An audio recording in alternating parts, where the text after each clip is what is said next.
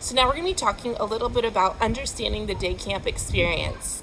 This part is very important because we need all volunteers to be on the same page so that from the time that you get out of your car and check in at the check-in table, you feel ready to go and you are equipped to be able to plug in and serve kiddos as soon as they get out of their parents' car or off the bus. So what does it look like to serve at Gospel Rocks Ranch?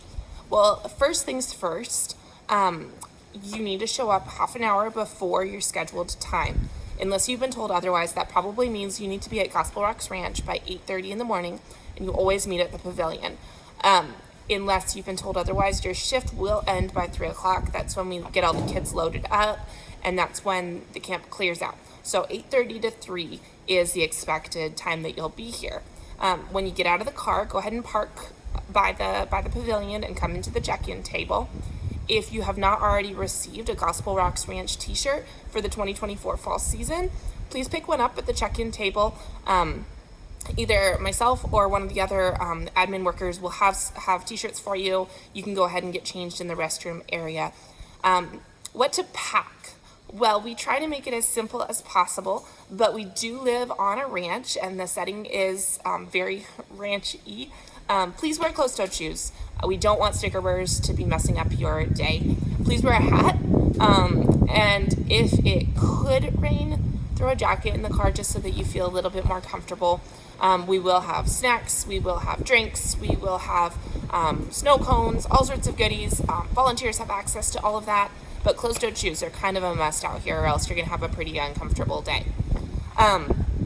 It's important that you have a good understanding of the schedule and how things work. We work by a rotating schedule. And what that means is that all campers have an opportunity to do all activities, but on a rotating schedule. If you are a team leader or a team assistant, you're going to have a little lanyard that shows what your schedule looks like. And it's gonna have a general breakdown. All campers start with the same first activity. We start in the pavilion and start with a scavenger hunt, which will be on the field adjacent to the pavilion. After that, we will split into teams. This will depend on how many kids have registered for camp that week. We'll either go into teams of 4 teams, 6 teams, or perhaps as many as 8 teams, depending on camper registration. But these campers will rotate through hayride, horseback riding, obstacle course, games, chapel, lunch, all of those things. Please check the lanyard as it will have your schedule for you. If you have questions about that rotation or what any of those symbols mean, please reach out to somebody before the camp day starts and we will make sure that you understand all of those symbols. Camp stations. All the camp stations will have some sort of character lesson or gospel message as a key component of the activity. The stations are as follows, okay? So horseback ride, gonna be out in the field. You should be able to recognize it pretty easily. It has a big riding pen with a dark cattle panel walls around it. You should be able to see it. The scavenger hunt will take place in the field just next to the pavilion. Arts and crafts will take place in the pavilion. It will be mostly led by Miss Carol this year. The obstacle course will be in the field just next to the riding arena. This will be approximately where the school buses left for the day. Games are going to be approximately in that same field as the scavenger hunt, just past the obstacle course. Chapel, unless otherwise noted, will take place in the pavilion. Lunch will take place in the pavilion, and the hayride will start just outside the pavilion. I think you can see the tractor just behind me right now.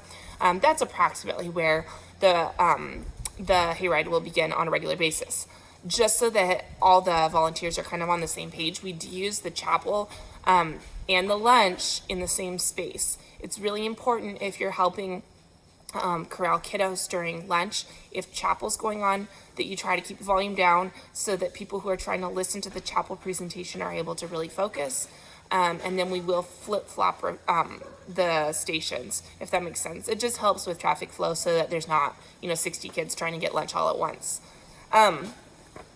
If you have questions about any of that, please let me know.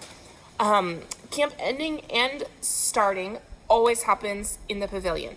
When kiddos get off the bus, when kiddos get out of their parents' cars, we corral them in the pavilion. We do this for their safety and we do this so that we can get them all processed well.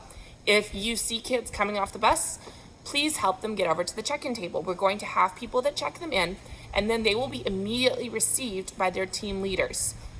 Team leaders, you will be wearing a color-coded hat and have a color-coded flag so that your team members can see you.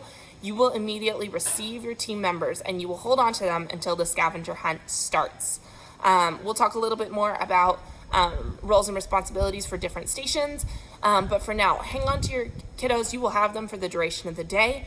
At the end of the day, you will bring them back to the pavilion. We'll have a little bit of a debrief, and then we will have a checkout process. It is super important that if you are see a kiddo that is fixing to check out, if their parents come up to the pavilion and you know it's their parents, still send them over to the checkout table. We just need to have proper documentation that each kid went back with each parent, or if the kid got on the bus, we need to also have that notated so that we can make sure that kiddos are safely returned back to their parents again.